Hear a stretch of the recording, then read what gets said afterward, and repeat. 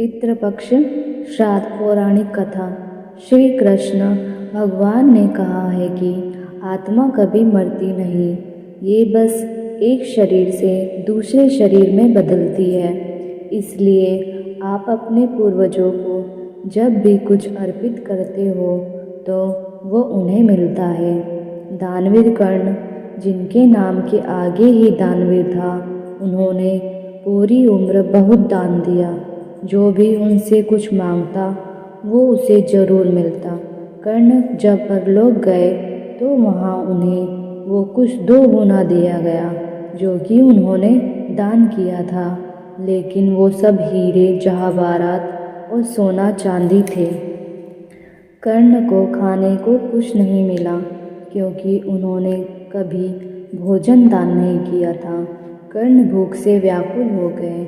अंत में यमराज की विनती करके धरती पर जाकर फिर से दान करने की आज्ञा मांगी। यमराज ने कर्ण को 14 दिनों का वक्त दिया। कर्ण ने धरती पर आकर जमकर भोजन दान दिया और श्राद्ध किया। जब कर्ण परलोक वापस आया तो उसके पास खाना पहुंच चुका था। इसलिए हिंदुओं में भोजन दान करना बहुत शुभ माना गया है। श्राद्धों के दौरान तो गरीबों को भोजन खिलाना ही चाहिए। इसके जरिए हमारे पूर्वजों को सीधे ये पहुंच जाता है।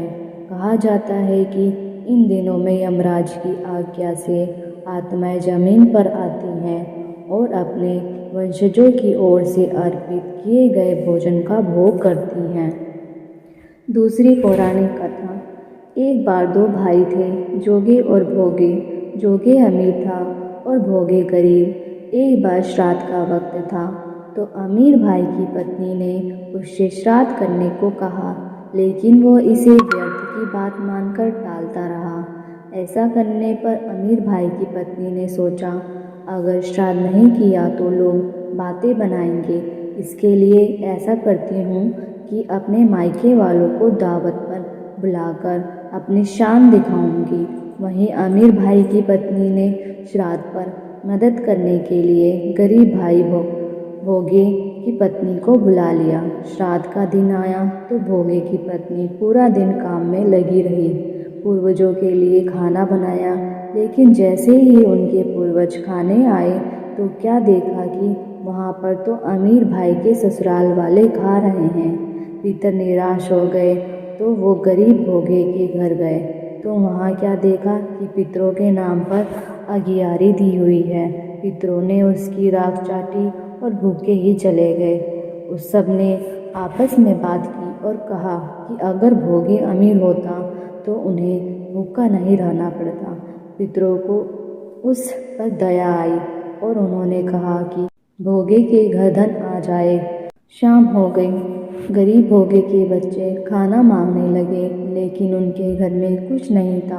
भोगे की पत्नी ने बच्चों को टालने के लिए झूठ ही कह दिया कि बाहर होदी के नीचे खान को है, खा लो।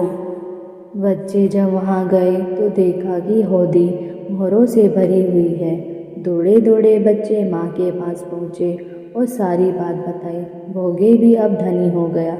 अगले साल जब पितृपक्ष आया तो उसने अच्छे से श्राद्ध मनाया और 56 तरह के भोग लगाए। ब्राह्मणों को भी भोजन कराया।